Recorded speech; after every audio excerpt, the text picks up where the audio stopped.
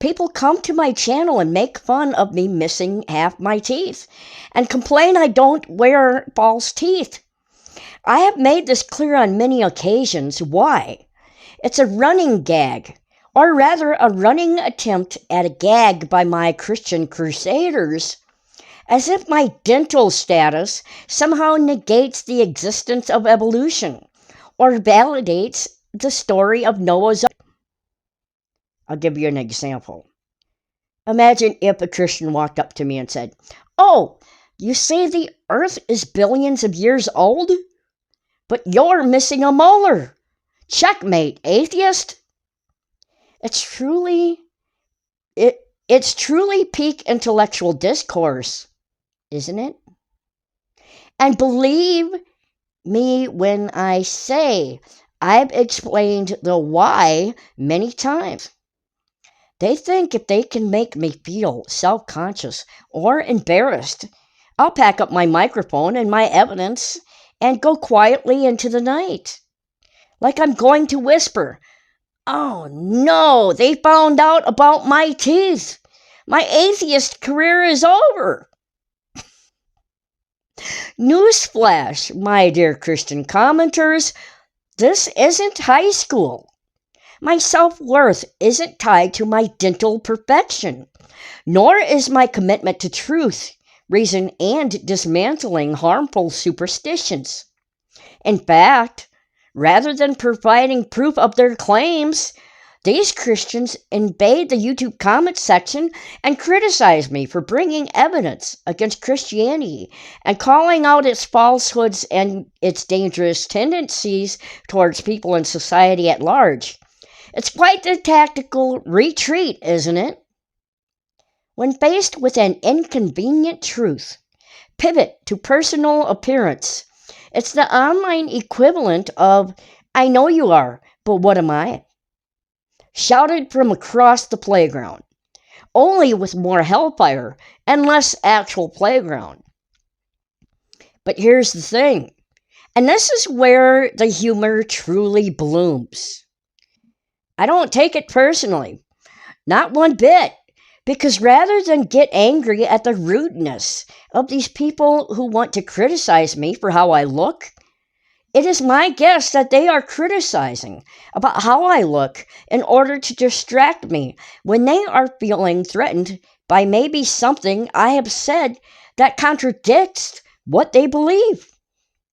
They're like little puppies who just chewed up the carpet and are now frantically trying to distract you with their cuteness, or in this case, by pointing out your crooked smile.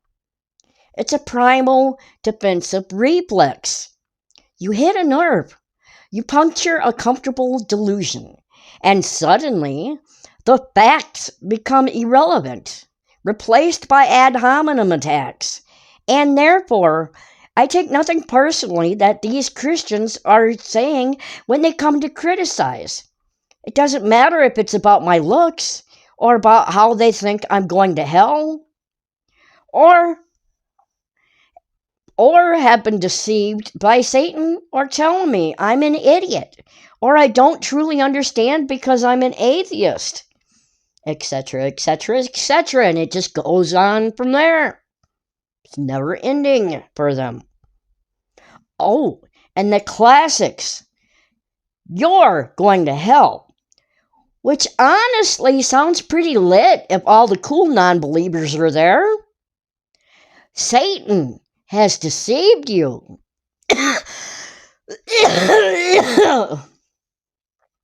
Satan and I sit down and watch comedies together on many days of the week. He's actually quite charming and has excellent taste. "You're an idiot," said by someone who thinks a man lived inside a fish for 3 days. Pot, meet kettle. Then smash kettle because it's a ridiculous concept. And my personal favorite, "You don't truly understand because you're an atheist." My dear, sweet, misinformed commenter. Yet obviously they don't understand that I'm an ex-Christian and know everything they are going to come at me with. It's like trying to explain chess to Gary Kasparov. Only Kasparov is already a master and you're just moving your pawn around randomly. So, what are these magnificent creatures of the comment section actually doing? Well, my friends, it's a veritable bingo card of psychological defense mechanisms. Christians often invade my YouTube comment section in order to project, gaslight, proselytize, and criticize. They accuse me of being deluded when they are the ones clinging to beliefs with zero evidence. So that's projection. Gaslighting, you think you understand, but you don't. They try to make you doubt your own perceptions and experiences. Proselytizing, because clearly my Atheist podcast is the ideal place for their unsolicited sermon. It's like setting up a vegan stand at a butcher's convention, bold but ultimately not going to sell many lentils. Criticizing. Well, we've covered the teeth, the hell, and the Satan. They're just so good at it. This is often done when I've said something that contradicts their Christian belief system. It's like they feel insulted when someone else has a different belief than them and feels a different way than them. And there it is. The insecurity, the fragility. They interpret a reasoned challenge to their belief system as a personal attack on them. And why wouldn't we challenge those beliefs? Of course we will challenge their beliefs when Christians make claims about the supernatural to which cannot be proven. That's literally what we do here. That's the whole point. If someone claims there's an invisible pink unicorn farting glitter in their backyard, my first question isn't, what's its name? It's, can I see it? Can you provide any evidence for this dazzling creature? Until then, it's a fun story, but not reality. And when it comes to the big questions, the ones about God and creation, there is more evidence that Christianity is false, and also no concrete evidence for the existence of a God. This isn't a controversial statement to anyone paying attention. It's just observation. It's accepting the limits of what we know and what we can reasonably conclude. So when my comment section lights up with the usual fireworks of Christians projecting, gaslighting, proselytizing, criticizing, etc., what I really hear, what I really see, shining through their furious keyboard warrior antics is this. It's really them feeling insecure. It's a shout into the void. A desperate attempt to shore up crumbling foundations. Even though they criticize my looks, it is actually not about my looks to them. They hate what I am saying.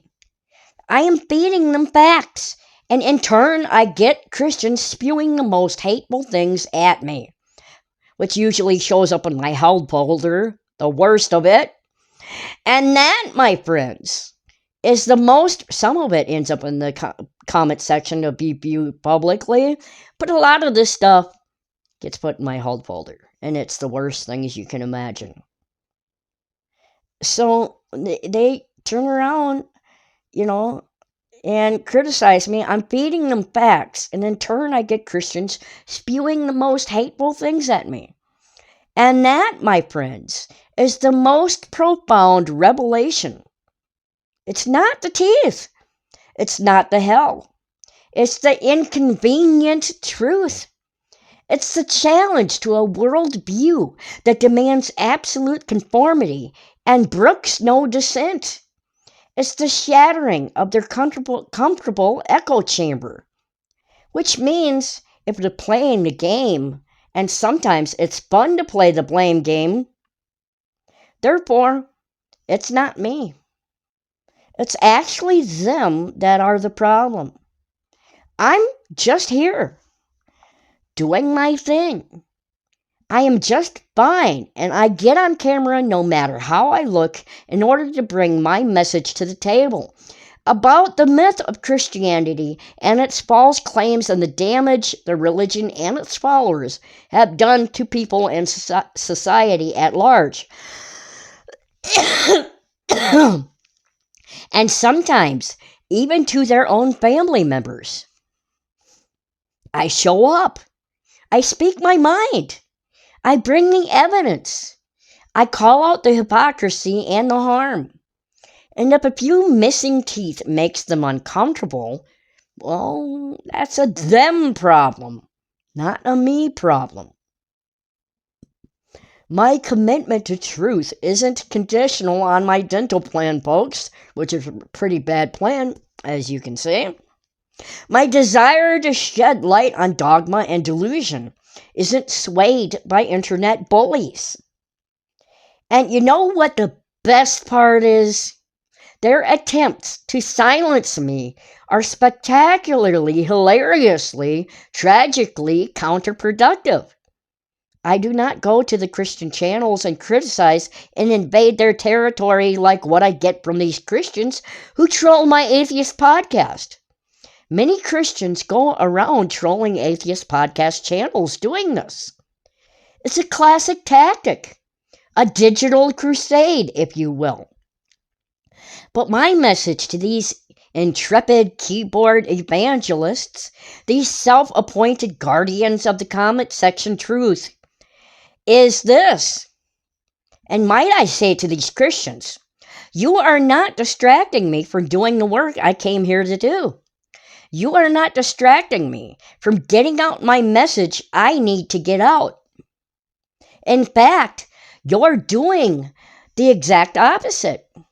Every time you drop you're going to hell or Satan has deceived you, every time you try to poke fun at my appearance, every time you try to gaslight me, you are just showing your ignorance and who you are as a person.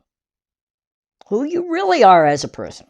You are showing just how insecure you are when your beliefs are challenged and when someone does not hold the same belief as you. It's like a giant neon sign that's flashing. Insecurity here. Over your comments. The more frantic your attacks, the more obvious it becomes that something I said struck a nerve, that a comfortable belief was rattled. And, frankly, that just tells me I'm doing something right. So keep it coming, magnificent trolls. Your negativity is my motivation. Your criticism is my affirmation. Your insecurity is my inspiration. Every comment, every attempt to shut me down simply reinforces my conviction and strengthens my resolve to continue speaking truth to power, reason to delusion, and evidence to faith. You want to silence me? You just made me louder. And for that, I truly thank you. You're inadvertently helping me prove my point. One furious, ill-reasoned comment at a time. It's a beautiful, hilarious thing to witness. So to my actual audience, who support me in my endeavors, regardless of how I look, to my fellow atheists, my ex-Christian comrades, my deconstructing friends, my skeptics, my seekers of truth, Thank you. Thank you for being here, for seeking understanding, and for building a community where open inquiry and evidence-based reasoning are celebrated, not condemned. You see, the truth doesn't need to shout down dissent. It doesn't need to resort to personal attacks or fear-mongering. It just is. The truth is the truth. It just is. And the more we shine a light on it, the more clearly we can see the shadows for what they are. If you enjoyed this little peek behind the curtain of my comment section, or if you just got a good chuckle out of it, please do me a favor, hit that like button, share this video with someone who needs a dose of reason and a good laugh, and leave a constructive comment below. Let me know your thoughts, your experiences, or just say hello. And if you haven't already, subscribe to the channel and ring that notification bell so you don't miss our next dive into reality. If you enjoy my podcast, if you really enjoy it and you'd like to support it, then please consider making a $3 monthly donation by going to my Patreon. The link is in the description below. And until next time, remember, keep thinking, keep questioning, and keep being your magnificent, authentic selves. Because your authenticity, your reason, and your refusal to accept myths as facts are far more powerful than any amount of online trolling. We're in this glorious journey of discovery together. Until next time, stay skeptical, stay critical, and stay awesome. Thanks for watching. Look forward to the next time we talk, and bye.